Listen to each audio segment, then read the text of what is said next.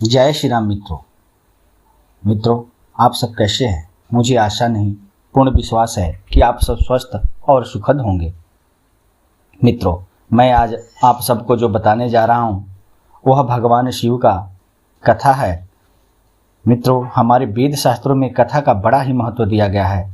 कहा ऐसा जाता है कि मनुष्य से जाने अनजाने में बहुत सारे पाप हो जाते हैं, जिसका असर हमारे पूरे जीवन पर पड़ता है। वेद शास्त्रों के मान्यताओं के अनुसार भगवान की कथा श्रवण करने से हमारे जीवन का सारा पाप नष्ट होता है और मन शांत और पवित्र होता है। मित्रों, भगवान शिव की पूजा के दौरान कथा का पाठ करने से भक्तों की सभी मनोकामनाएं पूरी होती है। जो भक्त सच्चे मन से भगवान शिव की पूजा करता है और उनकी तपस्या में लीन रहता है, उनकी सभी मनोकामनाएं पूरी होती है तथा उसे जीवन में हमेशा सफलता हाथ लगती है। इसके साथ यह भी कहा जाता है कि अविवाहित कन्याओं के लिए भी सावन में व्रत करना फलदायी होता है। माना जाता है कि सावन में भगवान शिव की पूजा करने के दौरान पौराणिक कथाओं का पाठ अवश्य करना चाहिए।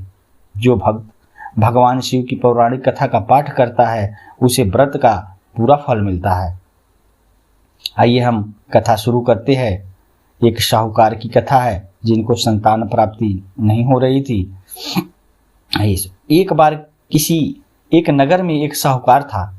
उसके घर में धन की कोई कमी नहीं थी, लेकिन कोई संतान न होने के कारण वह बहुत दुखी था। संतान प्राप्ति के लिए वह हर सोमवार को व्रत रखता था और पूरी श्रद्धा के साथ शिव मंदिर में जाकर भगवान शिव और माता पार्वती की पूजा करता था। उसकी भक्ति देखकर एक दिन माँ पार्वती प्रसन्न होकर भगवान शिव से साहूकार की मनोकामना पूर्ण करने का निवेदन किया। पार्वती जी के आग्रह पर भगवान शिव ने कहा कि हे पार्वती, इस संसार में हर प्राणी को उसके कर्मों का फल मिलता है और जिसके भाग्य में जो हो उसे भोगना ही पड़ता है। लेकिन पार्वती जी ने साहूकार की भक्ति को देखकर उसकी मनोकामना पूर्ण करने की इच्छा व्यक्त की। माता पार्वती के आग्रह पर शिव जी ने साहूकार को पुत्र प्राप्ति का वरदान तो दिया, लेकिन उन्होंने बताया कि यह बालक 12 वर्ष तक ही जीवित रहेगा। माता पार्वती और भगवान शिव की बातचीत को साहूकार सुन रहा था, इसलिए उसे ना तो इस बात की खुशी थी और ना ही दुख। वह पहले की भांति शिव जी की पूजा करता रहा। कुछ समय के बाद साहूकार की पत्नी ने एक पुत्र को जन्म दिया। जब वह बालक 11 वर्ष का हुआ तो उसे पढ़ने के लिए काशी भेज दिया गया। साहूकार ने पुत्र के मामा को बुलाकर उसे बहुत सारा धन देते हुए कहा कि तुम इस बालक को काशी विद्या प्राप्ति के लिए ले जाओ। तुम लोग रास्ते में यज्ञ कराते जाना और ब्राह्मणों को भोजन, दक्षिणा और दान देते हुए जाना।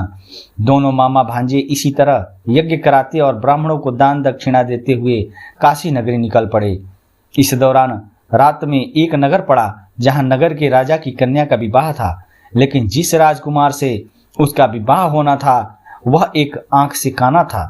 राजकुमार के पिता ने अपने पुत्र के काना होने की बात को छुपाने के लिए सोचा, क्यों न उसे साहूकार के पुत्र को दूल्हा बनाकर राजकुमारी से विवाह करा दूं। विवाह के बाद उसको धन देकर विदा कर दूंगा और राजकुमारी को अपने नगर ले जाऊंगा।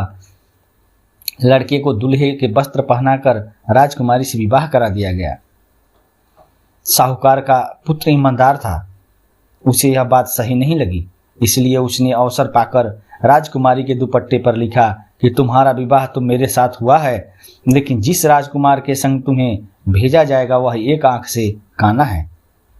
मैं तो काशी पढ़ने जा रहा हूँ। जब राजकुमारी ने चुन्नी पर लिखी बात पढ़ी तो उसने अपने माता पिता को यह बात बताई। राजा ने अपनी पुत्री को विदा नहीं किया, फिर बारात वापस चली गई। दूसरी ओर साहूकार का लड़का और उसका मामा काशी पहुंचे और वहां जाकर उन्होंने यज्ञ किया। जिस दिन लड़का 12 साल का हुआ उस दिन भी यज्ञ का आयोजन था।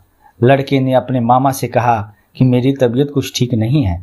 मामा ने कहा कि तुम अंदर जाकर आराम कर लो। शिव जी के वरदान के अनुसार कुछ ही देर में उस बालक के प्राण निकल गए।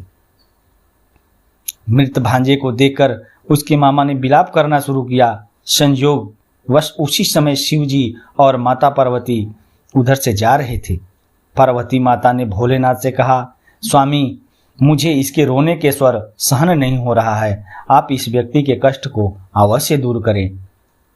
यहाँ जब शिव जी मृत बालक के समीप गए तो बोले कि यह उसी साहूकार का पुत्र है जिसे मैंने 12 वर्ष की आयु का वरदान दिया था। अब इसकी आयु पूरी हो चुकी है।